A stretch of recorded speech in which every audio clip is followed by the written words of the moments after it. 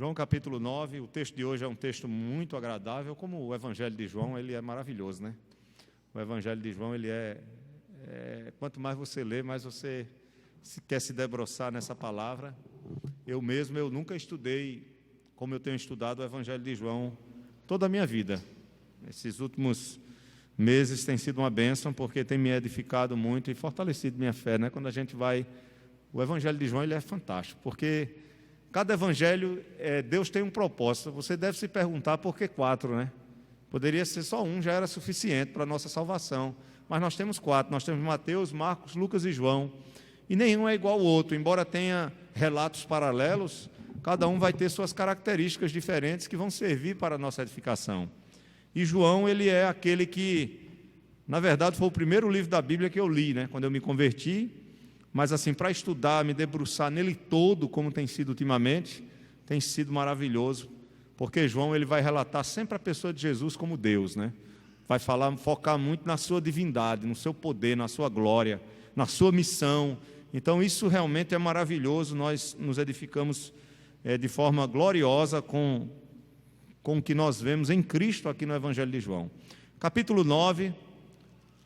versículo 1 ao versículo 12, eu acho que a sua Bíblia também deve estar dividida assim, né? Eu não sei, algumas Bíblias podem mudar, pode ir do 1 ao 17, mas eu não sei se a sua vai do 1 ao 12, vai do 1 ao 12? Ao 12, né? Faz a divisão da perícope aí, né? Então, geralmente as Bíblias, nossas traduções, elas trazem a divisão. A sua vai do 1 ao 12? Vai do 1 ao qual?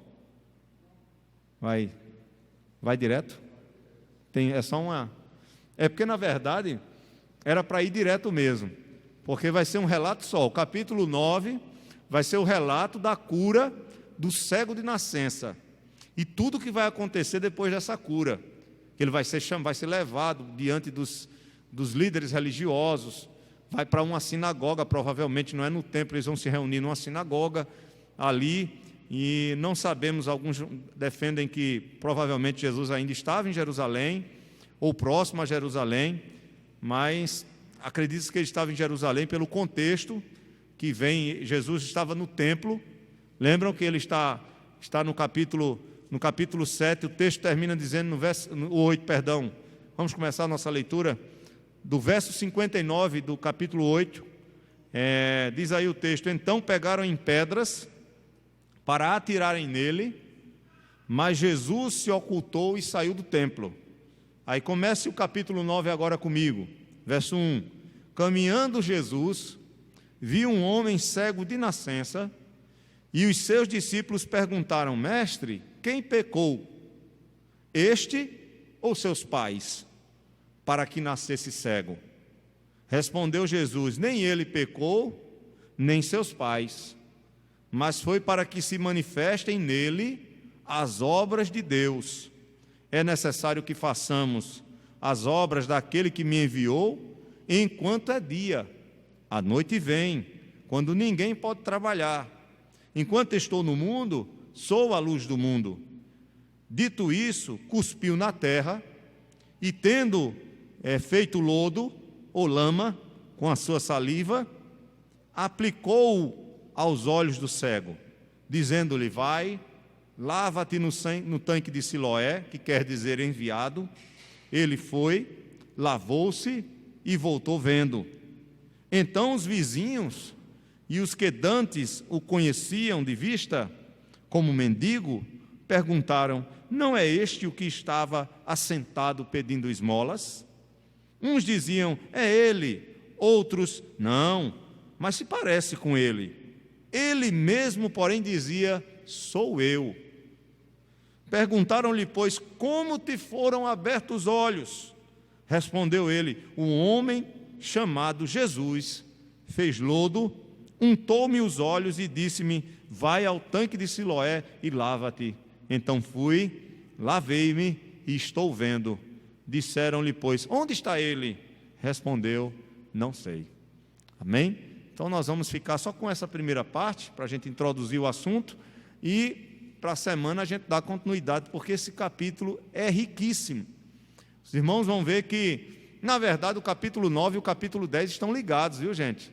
Inclusive, eu vou mostrar a vocês que há um erro muito grande que as nossas igrejas costumam, os pregadores, e a gente acaba citando também, e eu já citei muito no meu passado, quando eu não tinha estudado o texto, que a gente usa muito, por exemplo, João 10,10, né? Que o ladrão, que Satanás veio para o quê? Matar, roubar e destruir. Nós costumamos usar esse texto, mas é errado. O texto não está falando de Satanás, que Satanás veio para matar, roubar e destruir, embora ele faça isso. Mas o texto de João 10,10 não está falando do diabo, não. Está falando dos falsos mestres, dos líderes religiosos que estavam matando, destruindo o povo com seus ensinamentos, com as suas tradições e levando essas pessoas a não querer enxergar a verdadeira luz que é Cristo. Lembre-se que o capítulo 10 ele vai começar dizendo que é o bom pastor e que o bom pastor entra pela porta, enquanto que o salteador, o ladrão, lembram? O ladrão ele é diferente. Então esse ladrão são os falsos mestres que vão tentar, irmãos, prejudicar a obra de Cristo e forçar esse homem aqui, forçar esse homem a não aceitar que Cristo é de Deus, mas esse homem aqui, ele vai aceitar que Cristo verdadeiramente é o Salvador. Nós vamos ver isso. Mas aqueles homens estavam com seu entendimento tão cego, os líderes religiosos da época, que eles vão chamar esse homem, não estão nem aí para o milagre que aconteceu com ele, mas vão estar revoltados porque o milagre aconteceu num sábado, num dia de sábado. Semelhantemente a outros casos, como vocês já viram, como um aleijado que Jesus, que queria descer naquela água, que ele acreditava que um anjo movimentava, que havia essa tradição no meio do povo, né, e que deveria entrar no horário em que o anjo movimentasse a água para que ele fosse curado. E ele já estava há muitos anos ali, 18 anos, né, 18 anos naquele lugar, é isso mesmo, se eu não me engano, né, há 18 anos, 18, né, 38, né, 38 anos e nada, né. Então é complicado isso. Então Jesus vai e cura ele.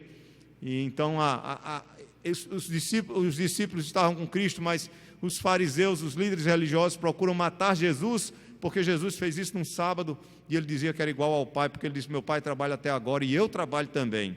Então aqui no capítulo 8, Jesus acaba de fugir de ser apedrejado, de ser morto ali no templo, porque ele diz que ele é antes de Abraão. Antes de Abraão existir, ele já existia.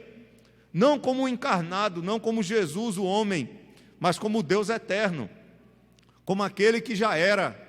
Como João Batista vai dizer que no princípio o verbo estava com Deus, o verbo e o verbo era Deus. No princípio era o verbo estava com Deus e o verbo era o próprio Deus. Tudo que foi feito, foi feito por meio dele. Então ele vai dizer que antes de Abraão ser quem Abraão era, de haver uma aliança de Deus com ele, Jesus já existia. Eu sou, ele diz, eu sou. E aí eles entendem que Jesus está falando da sua pré-existência, da sua eternidade como Deus, e eles pegam em pedras para matar Jesus. Por isso que eu comecei a ler esse texto. Jesus sai em oculto, e aqui, irmãos, no capítulo 9, nós vemos que o texto nosso não nos diz exatamente onde Jesus está. Veja aí no versículo 1, caminhando Jesus, viu um homem cego de nascença. Nós não sabemos onde Jesus estava. Ele já tinha saído do templo, mas provavelmente esse homem poderia pedir esmola no templo, porque o templo ali era um local propício para se pedir esmola.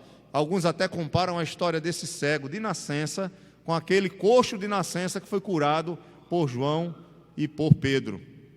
Isso em Atos capítulo 3. Quando eles estão subindo na hora nona e aquele aleijado diz, pede esmola a eles, e eles dizem: eu não tenho prata nem ouro, mas isso, o que eu tenho te dou, levanta-te, né, em nome de Jesus Cristo, né, e anda. E ele é curado na hora. Então, era um local propício para se pedir esmolas. Embora na leitura do texto aqui, quando nós estivermos mais na frente, nós vamos observar que dá-se a entender que provavelmente os líderes religiosos que vão chamar esse homem para ele prestar contas do que tinha acontecido com ele, querem saber a razão dele estar enxergando, se isso não era uma mentira. Será que ele era cego mesmo?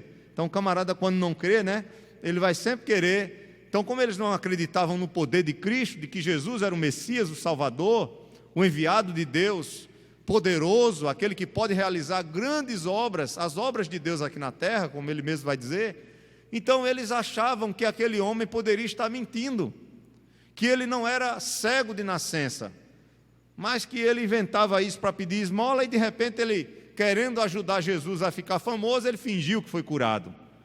E aí chamam os pais deles para prestar testemunho. E se vocês observarem aí, por favor, vejam aí o capítulo 9, versículo 20 até o 22, provavelmente eles deviam estar numa sinagoga por esse texto, mas provavelmente, não é certo. Mas vejam, os pais deles vão dar testemunho sobre ele, porque os judeus chamam, os fariseus, os líderes religiosos, e aqui são os fariseus mesmos. No verso 20 diz: então os pais responderam: sabemos, vamos ler a partir de 18. Não acreditaram os judeus, esses judeus são os fariseus, vocês vão ver pelo verso próprio 13, verso 13, mas no verso 18 diz: não acreditaram os judeus que ele fora cego, e que agora via, enquanto não lhe chamassem os pais. Enquanto não lhe chamaram os pais, e os interrogaram: é este o vosso filho, de quem dizeis que nasceu cego? Como, pois, vê agora? Verso 20, então os pais responderam: sabemos que este é nosso filho e que nasceu cego, mas não sabemos como vê agora. Ou quem lhe abriu os olhos também não sabemos. Perguntai a ele, idade tem, falará de si mesmo. Isso disseram seus pais porque estavam com medo dos judeus, pois estes já haviam assentado que se alguém confessasse ser Jesus o Cristo, fosse expulso da sinagoga. Claro que aqui não garante que eles estavam na sinagoga, garante apenas que os pais tinham medo de serem expulsos, de não poderem participar mais no culto na sinagoga, onde eles residiam, se dissessem que criam em Jesus Cristo como Messias, porque aqueles homens eram poderosos. Então, o nosso texto não nos diz exatamente onde Jesus estava, mas por ligar o capítulo 8 com esse capítulo 9, alguns acham que foi em Jerusalém mesmo. E se foi em Jerusalém, ele poderia estar perto do templo, poderia ter sido essa discussão ali próximo ao templo, e esses pais podem ter sido levados, e esse relatório todo pode ter sido dado no templo mesmo. Tá?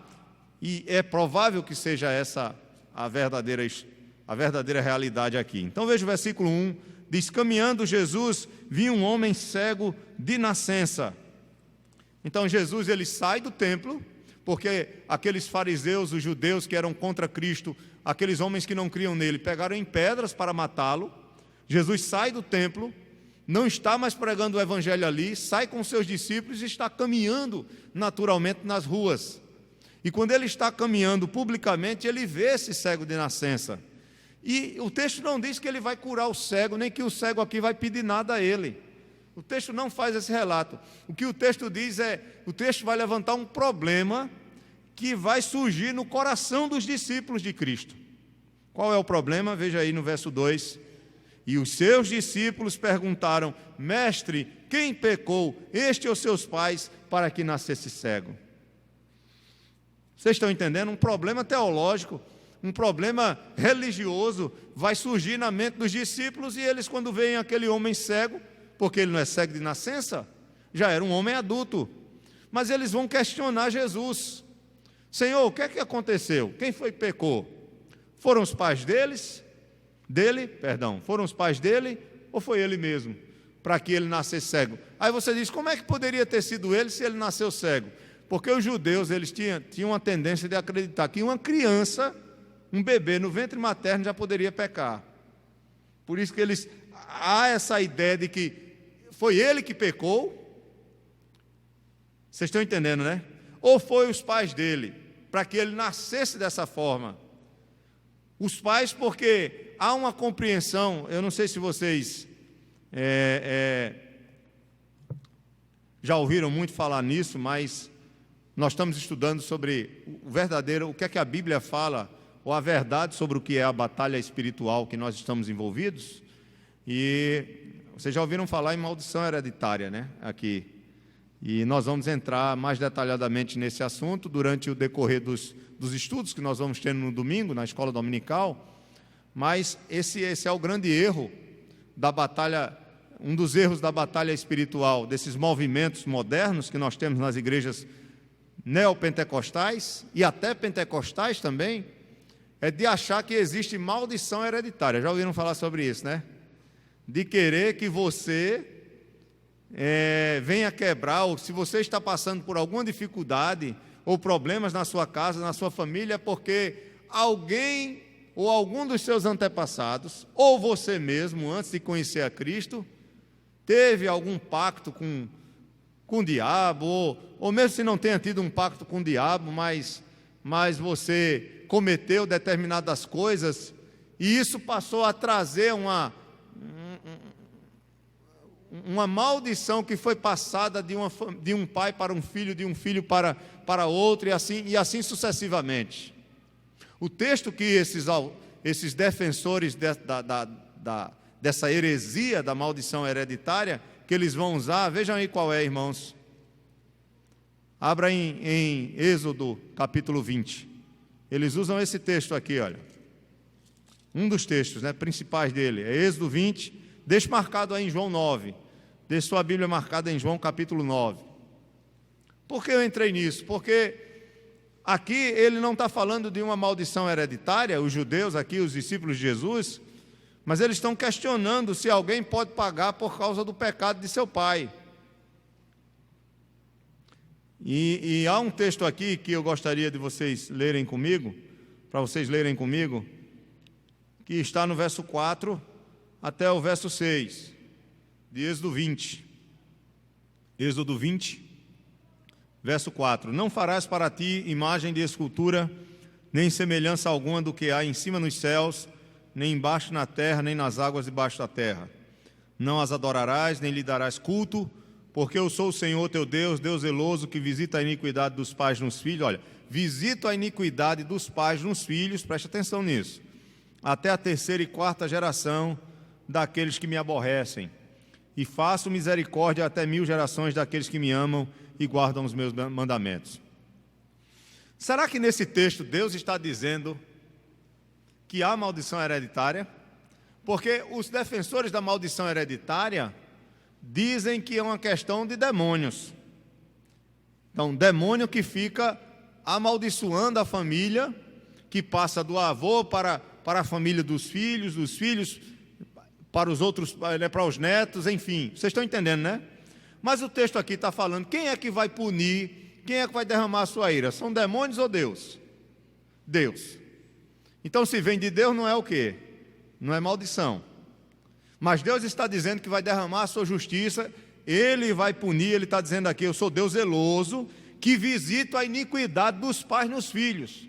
O que é que Deus está dizendo, irmãos? Que se os filhos cometerem os mesmos pecados que seus pais, eles serão punidos por Deus da mesma forma como seus pais foram. Por que ele está falando isso? Porque toda aquela geração vai pecar, especificamente o pecado da idolatria e da murmuração, da blasfêmia, durante o período que estão nos 40 anos no deserto. Então, quando eles vão entrar na terra prometida, aquela geração incrédula não entra, somente Josué e Calebe, mas os filhos, todos que estão abaixo de 20 anos, né? De 20 anos para baixo, são os que vão entrar. Os que passam dessa idade, nenhum deles vão entrar na terra, a não ser Josué e Calebe. Então, quando eles entram, o que Deus está dizendo é que se vocês cometerem os pecados dos pais de vocês, eu vou visitar a iniquidade de vocês também, assim como eu visitei dos pais. Isso não tem nada a ver com maldição hereditária que fala de demônio. Vocês estão entendendo, né? Não tem nada a ver.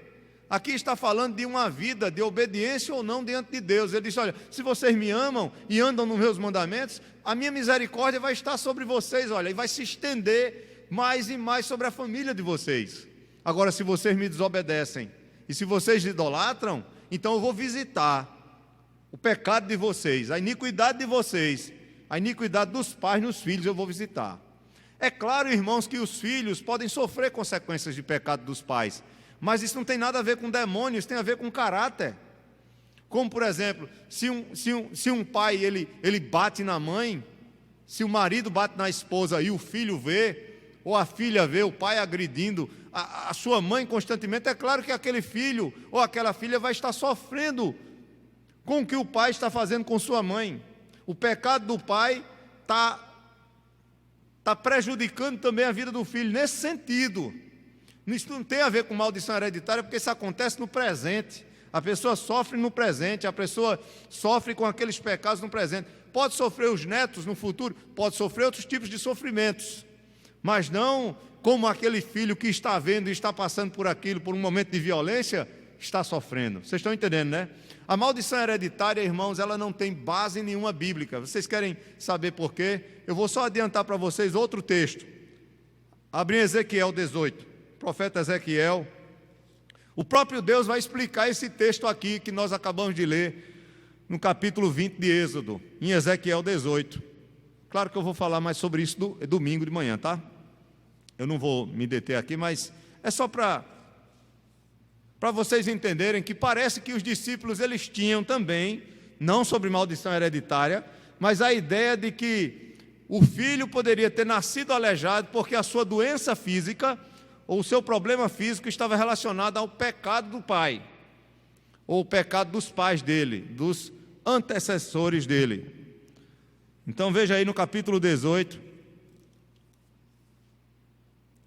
olha a pergunta, verso 1 e 2. Aí, sim, a gente vai justamente para ele mesmo. Agora veja o verso 1 e 2, só para o pessoal entender. Veio a minha palavra do Senhor dizendo: que tendes vós que acerca da terra de Israel proferis este provérbio, dizendo: os pais comeriam uvas verdes e os dentes dos filhos é que se embotaram. Vocês estão entendendo o texto? Ele está querendo dizer, vamos trazer para a nossa realidade. São os pais que chupam umbu, ou imbu, como o Matuto diz lá na Paraíba, né?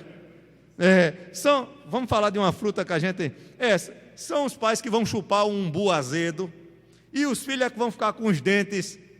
Vocês já chuparam umbu aqui? Já chuparam umbu? Não. Aqui não tem ninguém matuto, não? Tem. Vocês é tudo matuto, né? Então, nunca chuparam umbu? Quem já chupou umbu verde aqui? Como é que fica os dentes da gente? Fica tudo...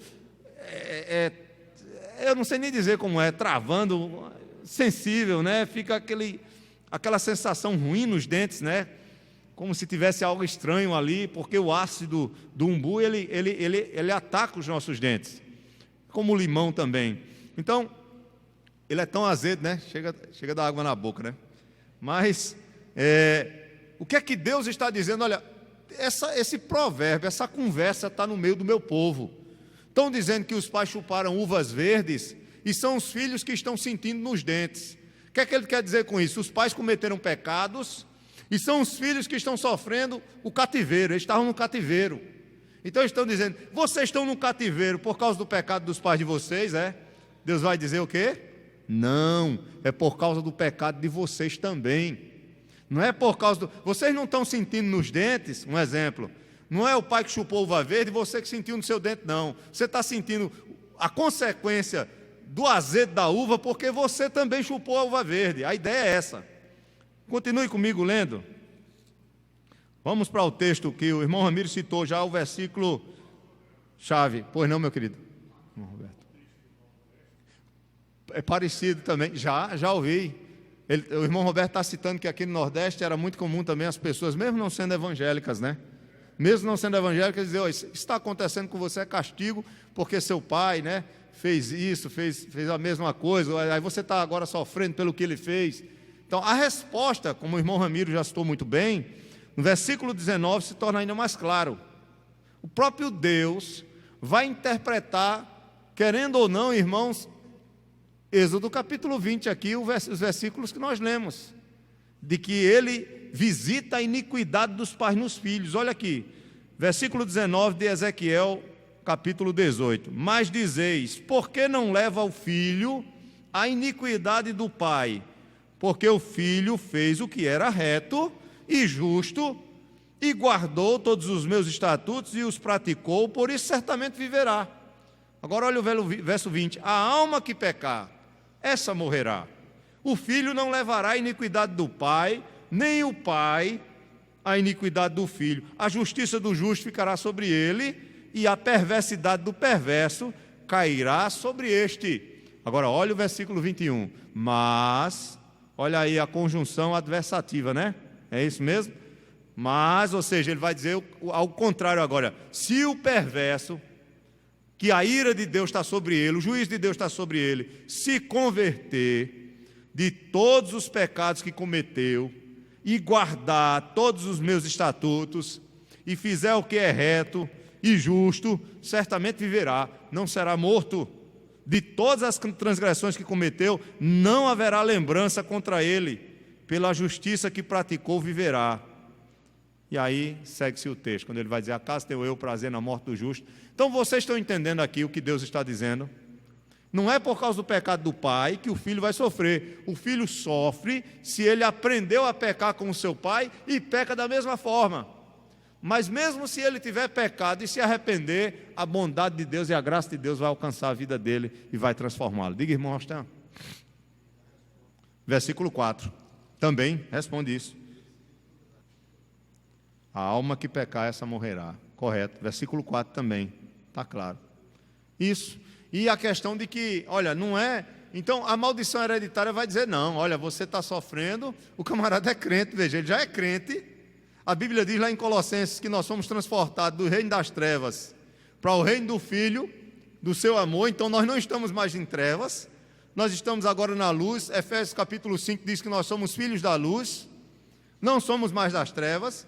E aí eles vão alegar o seguinte: não, se você está sofrendo isso na sua casa, no seu casamento, na sua vida, no seu trabalho, é porque tem uma maldição lá do passado. Aí o que é que eles vão fazer? Eles vão dizer: não, tem que vir um pastor orar por você, que tem autoridade espiritual, para quebrar essa maldição. Veja que coisa louca que esse povo criou para amarrar você às ideias deles, que isso não tem na Bíblia. Quando é que a minha vida muda, irmãos? A partir do momento que eu conheço a Cristo, porque nele nós somos o quê? Nova criação ou nova criatura. As coisas velhas se passaram e tudo se fez novo. Que negócio que há mais maldição sobre minha vida? E que tem alguma coisa amarrada no meu passado? Não, ficou tudo para trás, o Senhor já me perdoou, a obra de Cristo é completa. Se nós dissermos que há alguma coisa ainda amarrada no passado, é porque Cristo não tem poder para me libertar totalmente. Tem que vir alguém, um pastor com autoridade para orar por mim, para eu ficar liberto. Que conversa é essa? Se Cristo é o meu libertador, se Ele disse: conhecereis a verdade e a verdade vos libertará. Se Ele é essa verdade, se Ele revela a verdade, eu não preciso de que ninguém ore para mim quebrando maldição nenhuma, porque não existe maldição hereditária. O que existe é o pecado repetido e cometido por quem quer que seja. E como é que se quebra um pecado? É com alguém orando por você ou é com arrependimento de pecados e confessar e buscar Cristo como seu Salvador? Vocês estão entendendo? Não é com a oração, é com arrependimento e com mudança de vida e conhecendo a Cristo como seu Salvador. Irmã Elizabeth. Pois não, querido? Pode. A hora é essa. Certo?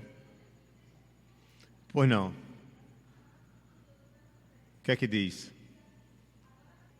Correto, correto. Mas não é uma maldição hereditária. Você citou bem o texto, você fez bem, você citou um texto interessante. Isso. O que é que Deus está dizendo para Davi ali? Que por causa da atitude de Davi, ou da falta de exemplo que ele deu, isso, é claro, a mão de Deus iria... Claro, Deus perdoou Davi. Então, se Deus perdoou, não tem mais sentido a espada está sobre a casa dele. Mas isso seria uma consequência na vida de Davi. Por quê? Pelo que Davi atraiu para a vida dele. Ele foi perdoado, mas as consequências do pecado dele ele iria ter que colher. Isso, assim como Acã.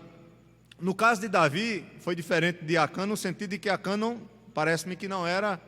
ele roubou e ele não era convertido, né? Davi era um homem quebrantado. Mas veja, o que é que Davi fez? Porque a gente acha que foi só o pecado de adultério, mas não. Davi tomou a mulher para ele.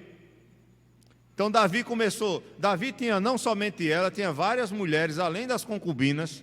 Teve filhos diferentes com cada uma dessas mulheres.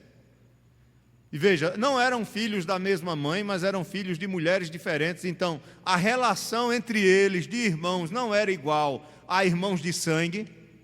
Veja que o irmão que violentou a irmã era irmão só por parte de pai e não por parte de mãe. Isso. Aminon, né?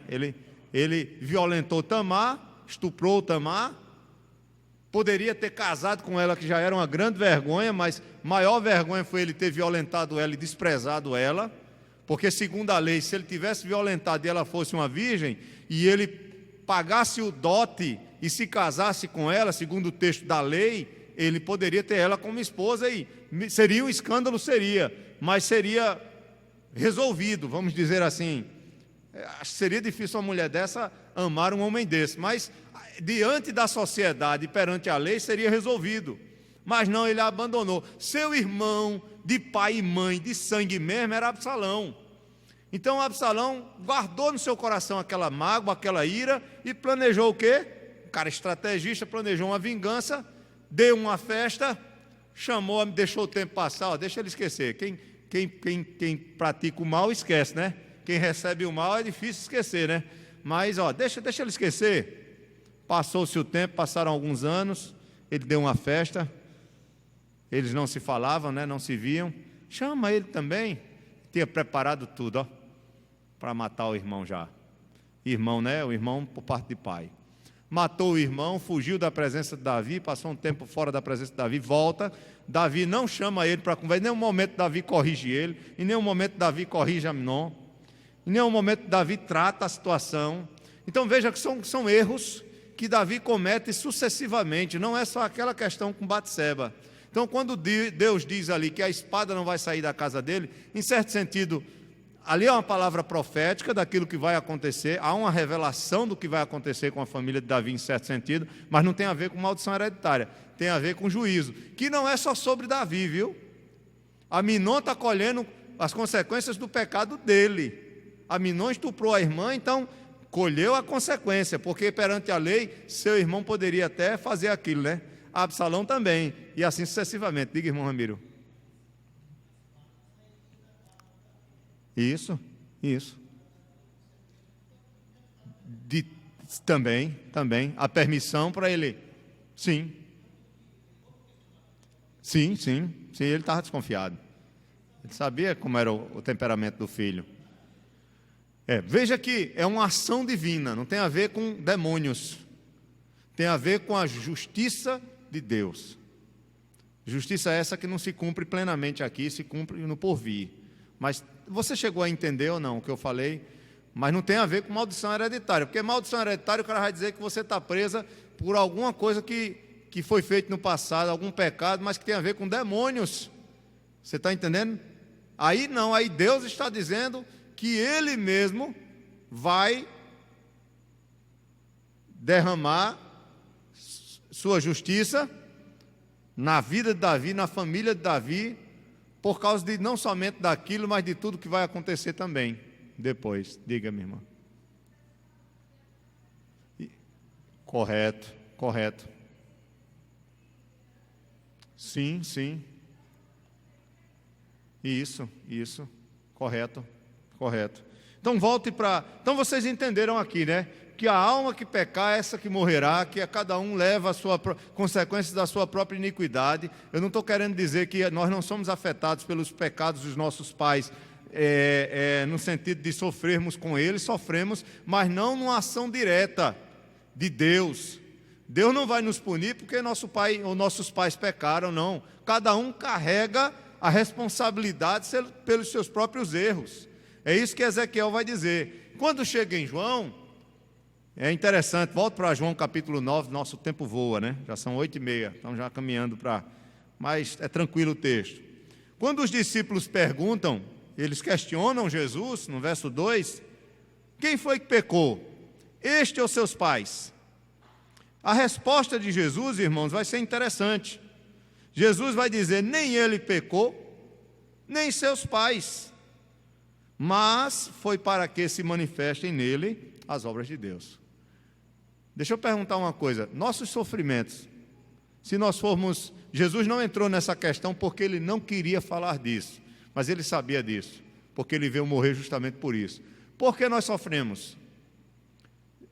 No sentido geral da palavra, como resultado, o sofrimento é consequência do quê? Originalmente falando, da queda, do pecado de Adão e Eva.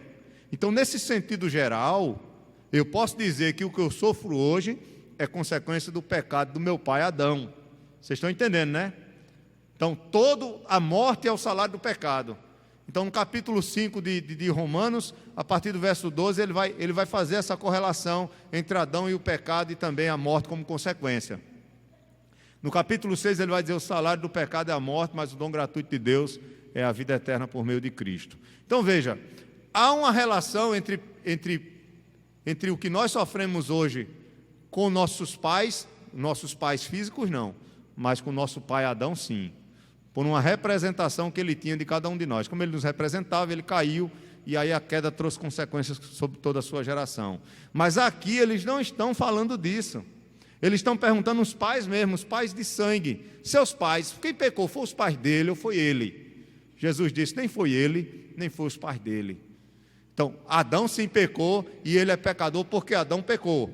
Ele sofre porque Adão caiu. Sim, todos nós sofremos porque Adão caiu. Mas Jesus Cristo, que é o segundo Adão, veio obedecer e morrer por nós para que através dele nós tivéssemos vida. Então isso foi resolvido, né? Isso foi resolvido. O Senhor já pagou o alto preço por nós.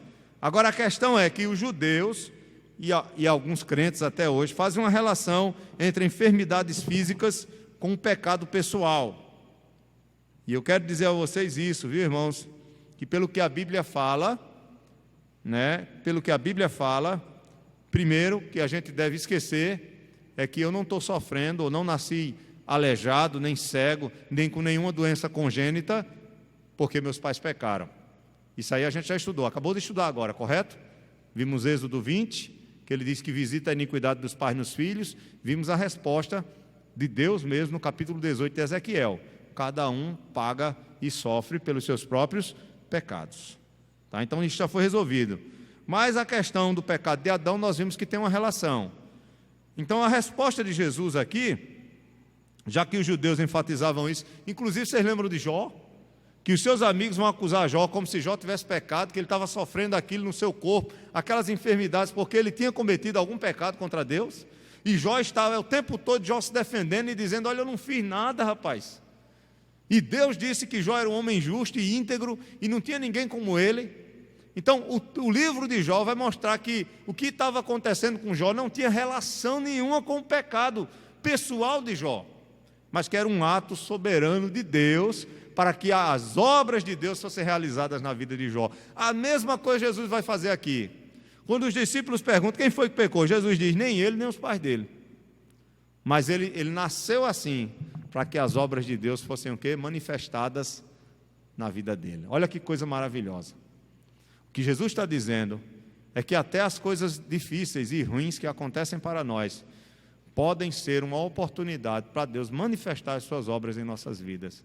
Isso é maravilhoso, não é? É saber que alguma coisa que você passa, alguma doença que você pode ter, algum problema sério na sua vida, é claro que aqui a gente está tratando de doença física especificamente, é para que as obras de Deus sejam manifestadas na sua vida e o nome dele seja glorificado. Sim. Sim. Sim. Correto, é verdade. Entra essa questão também. O que o irmão Flávio falou aqui, para quem não viu, é que quem crê nessa ideia de maldição hereditária também envolve outra coisa nesse pacote, que a gente vai até tratar isso domingo também, que é achar que o crente pode ficar endemoniado, né? Eles acham isso também, que o crente pode ser possuído por algum espírito maligno. Já que há uma maldição hereditária que ele não se libertou, ele pode até ser. E a gente sabe que isso não existe biblicamente, não há nenhuma base para isso, né? Pelo contrário, em 1 João diz o quê? Que o maligno não pode o quê? Nos tocar. O maligno nem sequer pode nos tocar, quanto mais nos possuir. O maligno não nos toca, em hipótese alguma. E já há um que habita em nós, que é o Espírito Santo. Não tem como nenhum demônio nos possuir. Essas pessoas que se dizem crentes e que vão a algumas igrejas e que ficam endemoniadas, na verdade, nunca nasceram de novo. Nunca. Maior é o que está em nós, sem dúvida nenhuma. Nós somos templo do Espírito Santo. Se o templo já é habitado pelo Espírito, como é que pode chegar demônios e habitar ali? Não tem nada na Bíblia. Você já viu algum discípulo de Cristo endemoniado? Você já viu a Bíblia relatando de algum crente que precisou se expulsar algum demônio? De quem Jesus expulsava demônio, acabou, gente. Aí vai dizer, não, mas tem aquela história de que ele diz que quando o demônio sai, né, se a casa permanecer vazia, ele volta com mais 7. Mas é lógico, se a casa permanecer vazia, né? Se uma pessoa foi liberta de um demônio, estava possuída e foi liberta, se ela não tiver Cristo como seu Salvador, se ela não se arrepender de seus pecados e o Espírito Santo não habitar nela, aí sim, ela pode ser usada novamente e possuída novamente por espíritos malignos. Mas deixa eu dizer uma coisa a vocês, nem todo mundo que não é crente é possuído por espíritos malignos não, tá? Pode até ser, mas nem todo mundo é, porque eu nunca fui possuído por demônio, tá? Quando eu estive no mundo, poderia ter sido, mas nunca fui. Talvez muitos de vocês também não, mas algumas pessoas são. Não sei dizer a vocês porquê, né? De todo jeito eu estava tão escravo de Satanás como aqueles que são possuídos. Sem Cristo, todos são escravos do diabo. Sem Cristo, todos andam segundo o curso deste mundo, sendo possuídos ou não, estão cegos do mesmo jeito. Mas a partir do momento que nós temos Cristo, aí não há mais possibilidade nenhuma. Primeiro a irmã, depois a irmã Terezinha. Diga, minha irmã. Judas era um discípulo, mas não era um nascido de novo. Aí Satanás entrou nele mesmo. O texto diz que Satanás entrou nele, né? Aí Satanás não entrou nele, não. Apenas ele usa uma frase que Jesus repreende o diabo como se... Sim, mas não expulsou o demônio dele, nem ele estava possuído, não. Oi? Não que ele usou no sentido de possuir, como fez com a serpente. Ele foi induzido a falar aquilo. Você entende? Aquela mensagem que Pedro deu não era uma mensagem de Deus, era uma mensagem de Satanás. Era o que Satanás queria. Aí ele repreende, né? Falando como se fosse para Satanás, mas não que Pedro estivesse possuído. Numa hora Pedro fala algo e ele diz, foi Deus que colocou isso no teu coração, que revelou a você, né? Quando ele diz, tu és o Cristo, o Filho de Deus. Tu falaste porque Deus te revelou. Aí depois ele vem com a palavra, não, você não vai morrer. Isso aí foi Satanás que colocou no teu coração e na tua mente. Não necessariamente eu preciso ser possuído pelo diabo para usar palavras que vêm dele. Tá? Pronto, ele vai chamar filhos do diabo aqueles que mentem e que têm o mesmo desejo de matar como Satanás teve com os judeus. Então, é natural isso. Mas não necessariamente que Pedro estava possesso. Então não há nenhum texto no Novo Testamento, nem no Antigo, de um crente possesso de demônios. Diga, minha querida. A epilepsia já foi visto como possessão demoníaca, mas a epilepsia é uma doença. Não tem nada a ver com demônios. E é uma doença. A epilepsia é uma doença. Possessão demoníaca é outra coisa.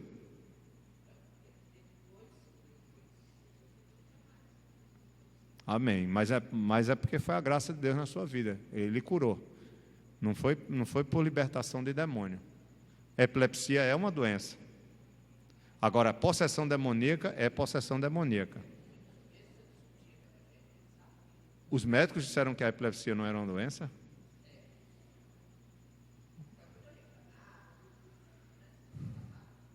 Mas como não é uma doença? Se tem medicação para tratar a epilepsia.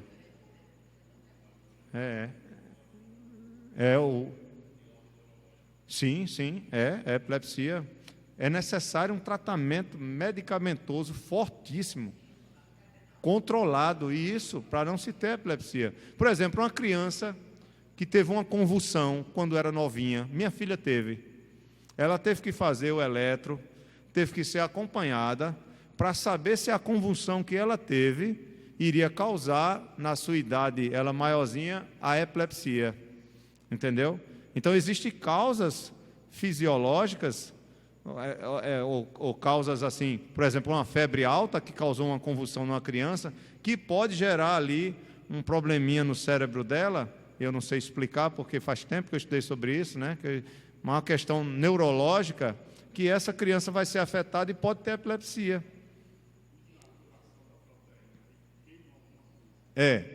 Tem a ver com proteína, com uma série de coisas aí, isso mesmo. Pronto. O que a irmã está dizendo é que ela tomou Gardenal, quantos anos, irmã? 60 anos ela teve epilepsia. E em Cristo ela ficou boa, ela não teve mais. Curada, praticamente totalmente curada. Então foi o Senhor que lhe curou. Não foi demônio não, viu?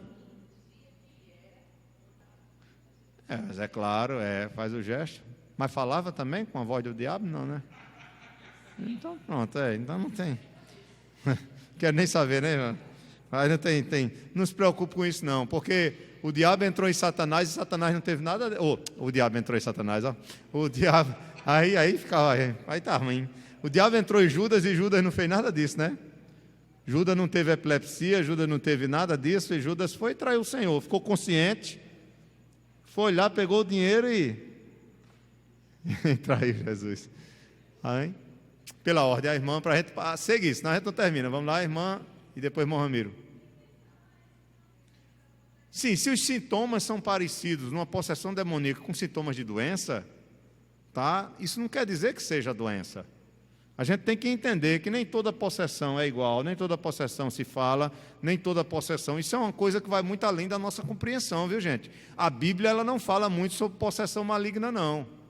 A Bíblia ela não entra em detalhes. Então, não tem nada a ver com aquilo que essas igrejas que gostam de dinheiro fazem, não, tá? Essas propagandas, o camarada falando, quem é você? Eu sou o diabo, eu sou não sei o quê, né? Eu sou legião, essas besteiras do camarada conversando com o diabo.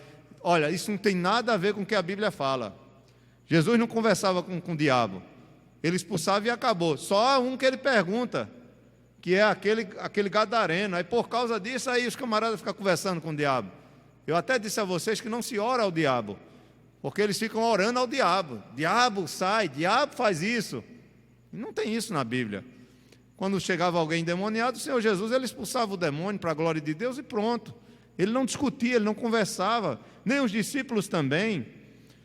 Os demônios naquele homem lá, que os filhos de uma determinada pessoa vão expulsar, eles dizem, eu conheço o Paulo e o Jesus de Paulo, agora vocês eu não conheço. Então aí bate, aqueles homens fogem nus, né? Não conseguem expulsar aquele demônio, porque eles tentam fazer isso para aparecer. Mas a possessão demoníaca é algo que foge da nossa compreensão, porque não tem pesquisas assim que possam realmente explicar cientificamente o que é uma possessão demoníaca.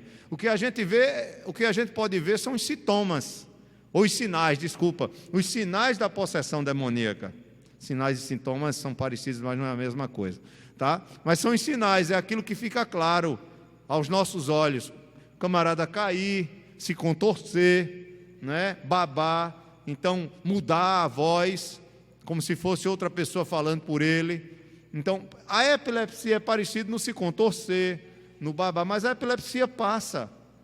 A pessoa que está tendo uma crise epilética, ela precisa só de cuidados ali, mas não se faz nada. Não tem como, tem que se esperar, porque na hora, o ataque da epilepsia, ele é um ataque que dá, mas ele dura alguns minutos. Então tem que se esperar, não se pode fazer nada ali. E tratar a pessoa depois, conscientemente, com medicação. E aí a irmã, graças a Deus pela misericórdia do Senhor, foi curada. Irmão Ramiro, para a gente seguir. Isso.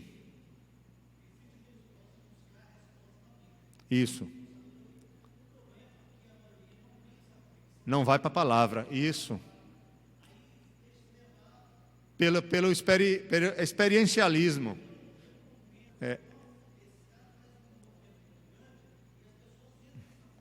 Isso. Correto, irmão Ramiro. O que o irmão Ramiro está dizendo é que nós temos que ser bíblicos. Cuidado com o que é subjetivo. Sabe o que é o subjetivo? É aquela história, eu senti isso. Deus falou comigo isso. Sim, mas Deus fala isso na sua palavra? Deus está falando isso na Bíblia? Não. Se Ele não fala isso na palavra, então fuja. Eu estou sentindo isso. Sim, mas o que é que a Bíblia fala sobre isso? Está entendendo? Eu estou sentindo isso. Então, cuidado com isso, porque a gente sente muitas coisas, mas a Bíblia diz que o nosso coração é o quê? É enganoso. Você pode estar sentindo qualquer coisa que você está ligando a Deus, mas é algo do seu coração. Sabe aquele camarada que está casado com a mulher e ele olha para outra mulher, cobiça ela e diz: estou sentindo de Deus que é aquela mulher para ser a minha, não essa. Aí deixa a coitada da mulher dele para ficar com a outra. Esse cabra merece o quê? Peia no lombo. Merece uma pisa, para deixar de ser mentiroso e sem vergonha. Não é não, minha irmã? Só corrige e nem corrige. Mas é só para aliviar o desejo da gente de punir. Porque só faz isso para coisa errada. Então, cuidado, gente, sejam bíblicos. Sejam bíblicos. É isso que a gente está tentando fazer com vocês durante esses estudos, toda quinta-feira. Irmã Érica, pois não? Não é isso mesmo? É em Atos. Texto. Isso. Vão usar o nome de Paulo e vão tentar expulsar o demônio em nome de Paulo, né? Como se, em nome de Jesus que Paulo pregava, né? Em nome de Jesus que o Paulo pregava, porque eles não conheciam Jesus que Paulo pregava.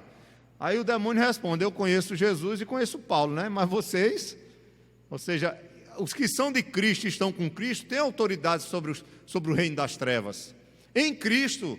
Não é porque a gente é alguma coisa, não. Vocês lembram quando os discípulos foram evangelizar e Jesus deu autoridade a eles para expulsar demônios, e eles voltaram alegres e disseram que os demônios, né, estavam sendo expulsos pelo trabalho deles, no nome dele, do poder de Cristo, né? E Jesus disse que eles não ficassem alegres com isso, mas sim porque o nome deles estava escrito no livro da vida. Jesus diz: olha, vocês estão alegres porque expulsaram demônios? Porque os demônios se submeteram à palavra de vocês, à autoridade de vocês que vocês receberam de mim. Então, estou usando minhas palavras, né? Não fiquem alegres com isso, não. Fiquem alegres porque o nome de vocês está escrito no livro da vida.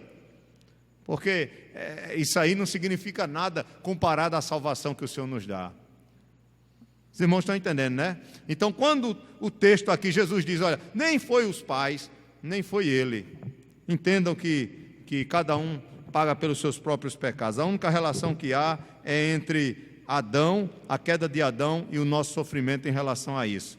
Vamos caminhar para o final, versículo 4. Então, diz aí o texto que foi para que fosse manifestadas as obras de Deus. Eu vou ser bem prático aqui.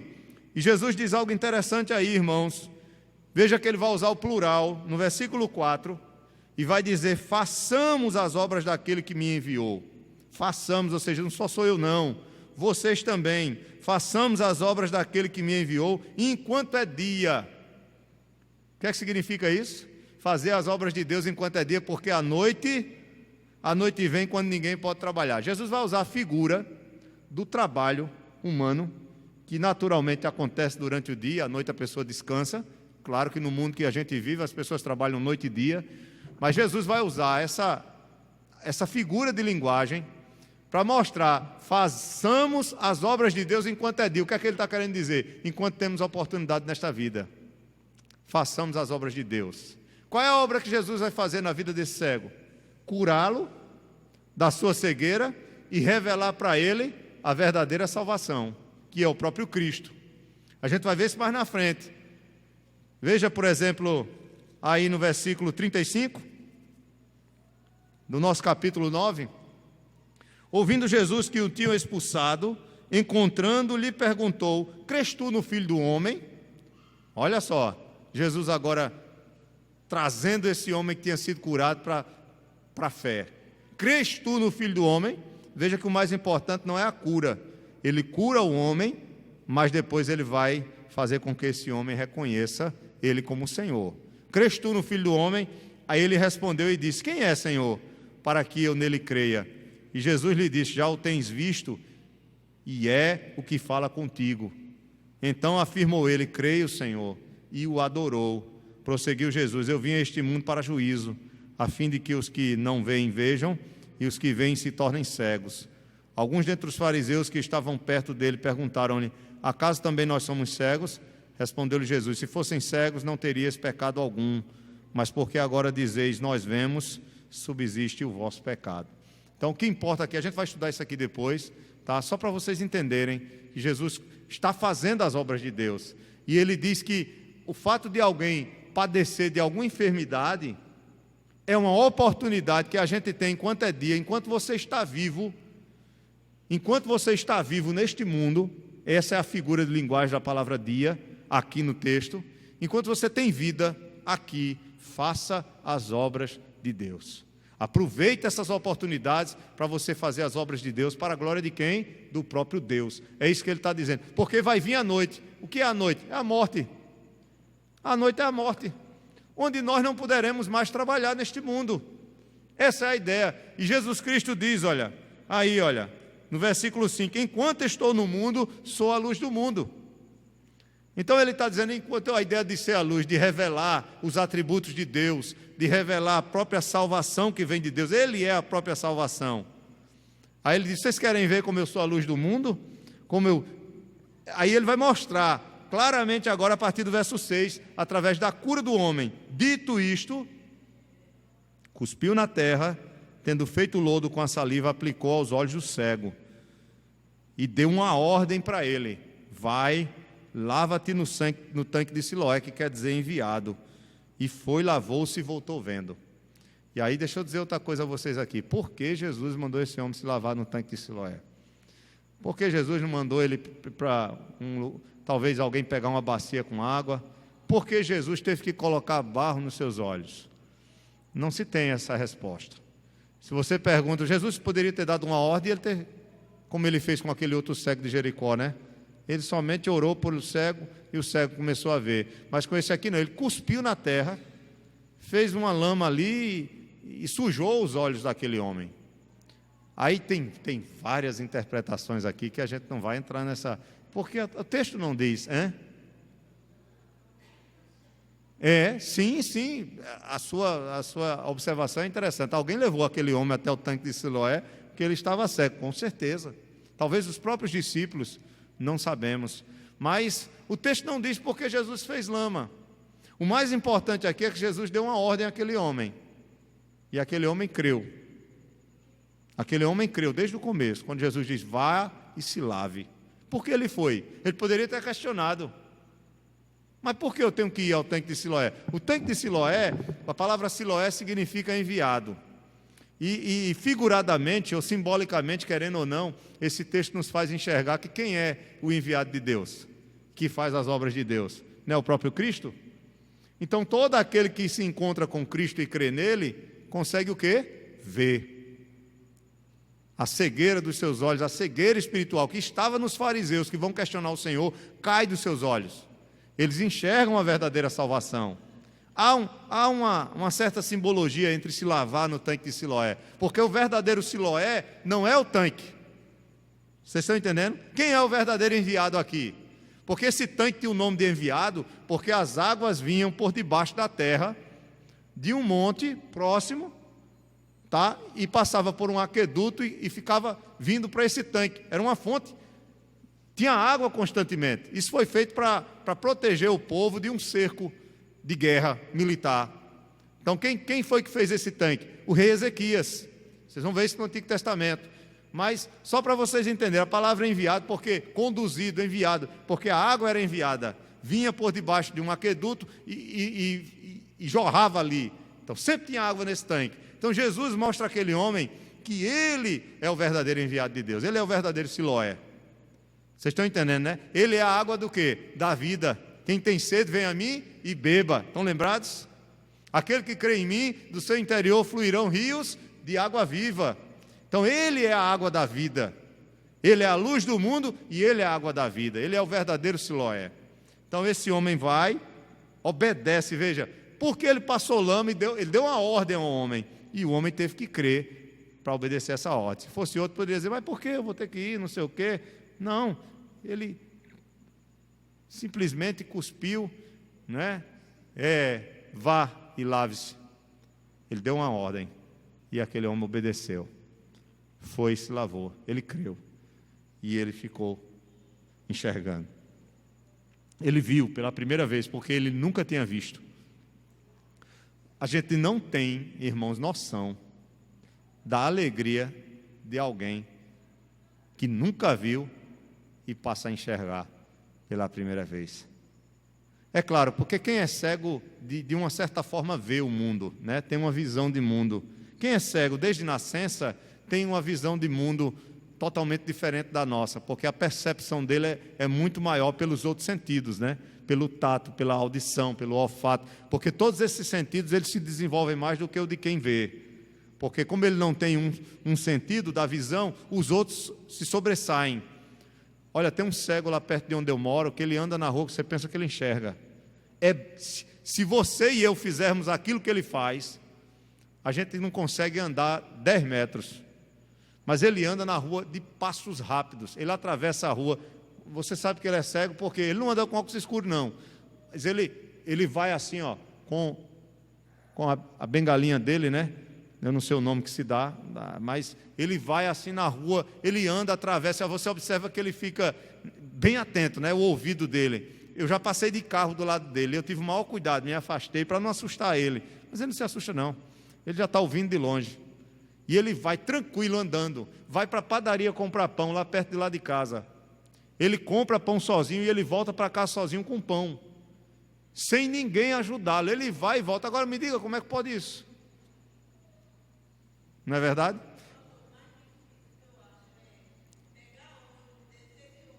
Pois é. A varetazinha, é verdade. Descer, com certeza ele deve pedir para alguém, né? Dizer alguma coisa, né? Ou pedir mais acostumados. Sim. Mas imagina a alegria desse homem em ver, irmãos. Imagina a alegria do seu coração. E aqui o texto diz que quando ele vê, aí vai ter aqueles que conheciam, ele não era mendigo, ele não pedia, ele era cego de nascença. Então aqueles que veem, uns acreditam e outros não. Por quê? Porque ninguém vê, irmão, no dia a dia um cego de nascença sendo curado, não. Só Deus é quem pode fazer algo tão maravilhoso. Como um aleijado de nascença andar, um cego de nascença ver, enxergar, só Deus é quem pode fazer isso. E Jesus Cristo simplesmente cuspir no chão, pegar um barro, passar no olho dele, lava-se ali, você vai ficar vendo e vendo perfeitamente. Só o Senhor. Poder maravilhoso desse. E aí, irmãos, é o que o nosso texto vai dizer. Eu não vou entrar mais em detalhes, vamos deixar para a próxima semana, tá? O que acontece é que nós que estamos aqui nesta noite, e eu quero encerrar trazendo essa palavra, quando vemos alguém com uma dificuldade diante de nós, ou nós mesmos, em vez de nós termos a curiosidade de querer saber o porquê, a pergunta que nós devemos fazer é o que nós devemos fazer para que Deus seja manifestado, ou que as obras de Deus sejam manifestadas na vida daquela pessoa. Há alguns irmãos que quando vê uma situação ou quando enxerga o outro com os seus desafios, fica com inveja e procura prejudicar a pessoa. Se você está muito bem, aí as pessoas podem ter inveja de você, ou você pode ter inveja das pessoas. Isso não é algo bom, porque aí esse é o exemplo dos judeus em relação a Cristo, que tinham inveja de Cristo e queriam matar ele por causa disso. Então esse é um sentimento que vem às vezes no coração pelo fato dos outros estarem bem ou até numa condição melhor do que a sua. E isso é pecado, tá? Ou nós temos pena daquele que está sofrendo, ou quando a pessoa está bem, nós temos inveja porque ela está feliz. Isso é um erro. O que Jesus nos ensina aqui é que também, embora seja importante ter informações sobre o outro, não é o mais importante. O mais importante que ele nos ensina nesse texto é que nós devemos amar e ajudar a pessoa, pois devemos fazer as obras de Deus na vida dela, para que Deus e não nós seja glorificado. Por isso que Jesus diz, sabe por que ele é cego de nascença? Para que as obras de Deus sejam manifestadas na vida dele. E aí Jesus o quê? Manifesta as obras de Deus na vida dele. Façamos as obras de Deus enquanto é o quê, irmãos? Enquanto é dia, porque a gente vai partir. E o tempo é esse, para a gente fazer a obra de Deus. Então a gente precisa trabalhar para o Senhor, né? Porque a noite vai chegar. A noite chegou para Cristo? Chegou. Na crucificação dele, ele consumou, morreu pelos nossos pecados. Foi a noite de Cristo. Mas ele só subiu depois. Sim, mas depois que ele ressuscitou, ele não continuou a pregação do Evangelho, não. Ele vai tratar dos seus discípulos ali, vai deixar com eles e fica em Jerusalém, porque vai vir um poder sobre vós, vai descer sobre vós o Espírito Santo, como ele tinha prometido, e é os discípulos que vão dar continuidade. Ele não vai mais evangelizar. Ele ainda trata com os discípulos que vão a caminho de Emaús e com os 11. Depois ele sobe ao céu. Tá? Então, a noite chegou para Cristo, assim como vai chegar para cada um de nós. Então, enquanto é dia, vamos fazer a obra de Deus. Amém? Ele relata para aqueles que têm dúvidas, e aí na próxima semana a gente vai dar continuidade do verso 13. Leia todo o capítulo em casa, é um capítulo maravilhoso, esse do cego de nascença curado pelo Senhor. Vamos ficar de pé, vamos orar.